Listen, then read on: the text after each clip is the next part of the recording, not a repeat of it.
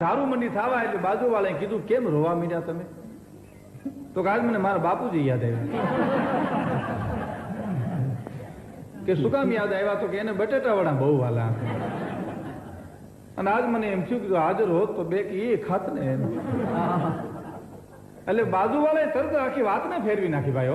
એ કે વાત તારી સાચી છે. આપણા કુટુંબમાંથી જે કોઈ વ્યક્તિ હાજર ન હોય, ગુજરી ગઈ હોય, એને જે વસ્તુ વાલી હોય એ આપણી થાળીમાં આવે એટલે સેજે આપણને યાદ આવે એમ કરીને એને મોઢા મૂક્યું તો આના કરતા 3 ગણી દિશા થઈ ભાઈ એની. તો આંખમાંથી જેમ નેવા સુતા હોય તો હાના એમ આહુડા મીડા પડવા એટલે બાજુવાળાએ તરત જ કીધું તમે કેમ રોવા મીડા? તો કે મને તમારા બાપુજી યાદ આવ્યા.